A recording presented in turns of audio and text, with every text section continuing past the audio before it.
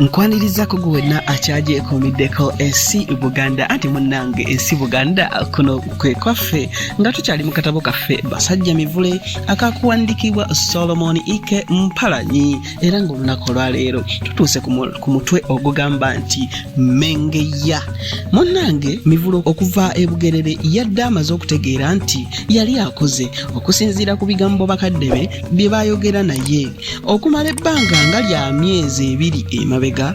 Mivule yalina abawala 6 mulambirira be yakyakalanga nabo buli omu mu kiseera kye kyokka nga tannasalawo gwe yali agenda kwemalirako. Abawala 2 baali ba mu kisenyi, omulala ng'abeera Nateete, omulala ye yali wa mu bitundu by'e Makerere, owokutaano ng'atuula Naakulabye, n'owomukaaga nga mwana nzaalwa ye Mutundwe.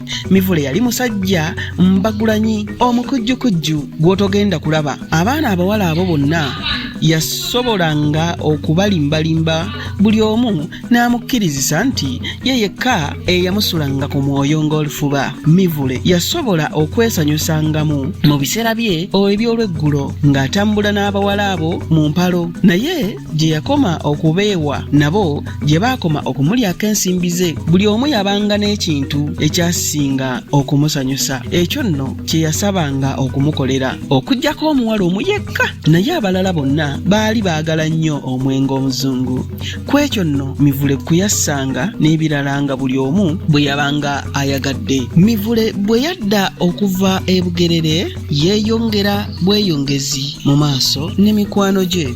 Mivule yanyumya nti we yagendera okulabukira n'okutegeera nti abawala baamutta ng'afiiriddwa kinene nnyo, mbw emirundi egisinga ng'agenze nabo eyo mu bifo omunywerwa omwenge baamuleka nga mu bitebe ebigonvu ng'atudde, oluusi nga bw'afuuweeta n'essigala we ne bagenda balagira abaweereza okuleeta omwenge ogw'ejjingirizi nga bagenderera okuddugaza emmeeza. Balagiriza enkoko eyo bagireese, sumbuusa ow'ennyama ne bamubetense. Awo we baavanga ate ne bagenda balya ekyeggulo bwe baabanga si kye basoose nga tebannatandika kunywa mwenge. Obupapula obubanja ensimbi baabuleetanga babuvuunise ne babukwasa Mivule, naye ng'abawala tebaagala kubutunulako. Ssempala oluusi yategeeranga nkeera nti eggulo yasaasaanyiza ensimbi nnyingi. Waliwo omulundi Mivule olwo yasaasaanya ensimbi oluvannyuma n'ajula okukaaba,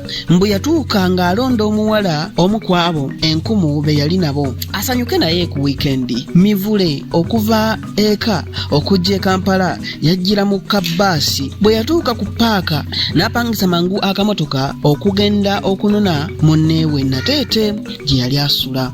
Abaagalana bombi baatuula mabega mu mmotoka, omuvuzi okugenda okuggyamu omuliro nga bali ku kisaawe e Nakivubo. Olw'obutayagala kugendera mu nsindikagano, Mivule yasalawo okugula tikiti ku ssaawa 9:30 bayingire mangu ng'abantu tebannayala nnyo. Baali tebannayingira, Mivule kwe kugamba gwe yapangisa nti mwami ssebo ojja kutulinda okutuusa omupiira lwe gunaggwa, nkupangisizza sipensulo, nja kukusasulira n'ekiseera ky'onoomala ng'otulinda. Nnyini mmotoka yasekera mu matabi ga ngalo, ye yali amanyi bulungi omupiira we gwali gugenda okutandikira era n'okuggwera.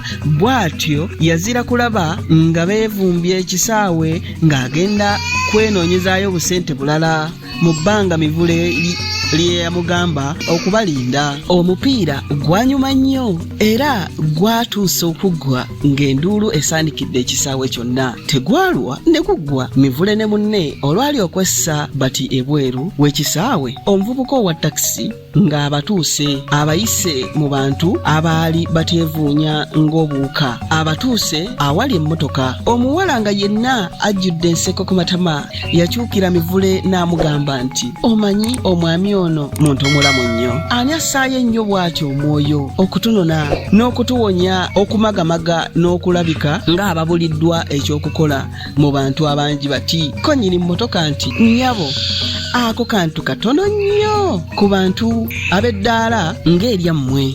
Bwe mba nakkiriza okubaweereza nteekwa okutuukiriza obuvunaanyizibwa obwo.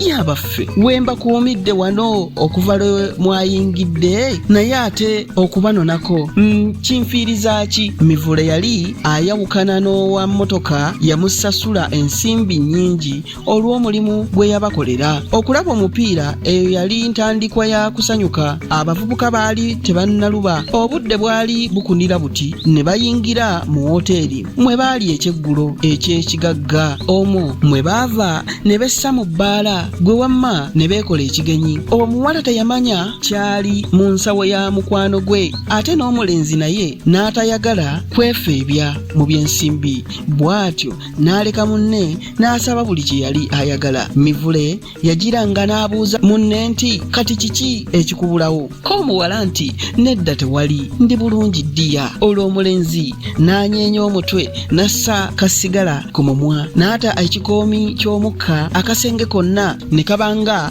akaguddemu kalenge. Essaawa ziba ziweranga 7 ez'ekiro. Abaagalana ne basalawo okunnyuka amasanyu bagende buli omu adde ewuwe yeewunzikeko nga tebunnakya. Omwana omuwala omuweereza eyabakolako bwe yamanya ensalawo eyo kwe kuleeta akasoosi okwali akapapula akalaga ensimbi abaagalana ze baali babanjibwa. Omulungi wa Mivule yaleka munne akajja bw'ati ku soosi ye n'afulumako wabweru. Omuvubuka agenda okwekkaanya ensimbi ezimubanjibwa nga nnyingi nnyo. Teyalwa n'afubitika omukono mu nsawo n'aggyayo ensimbi ez'empapula n'abala okugenda okumalayo ensimbi zonna ezaali zibanjibwa ng'asigazza siringi 5 mu ngalo n'endala 3 ezaali mu nsawo. Kyokka ye omuweereza olwakwata ku nsimbi ze yali abanja ne yeebaza Mivule nti weebale nnyo ssebo kusasula. Opakasizza n'amulaga akabina n'agenda. Nalulungi bwadda yasanga munne ali awo atunula minwe. Kwe kumubuuza nti omulungi obadde kiki ekikutuuseeko nga siriiwo? Mivule kwe kumuddamu nga yenna nno akaladde nti sirina kyembadde. Gw'olabye mbadde ki? Ko muwala nti mazima olabika ng'okyuseeko nnyo.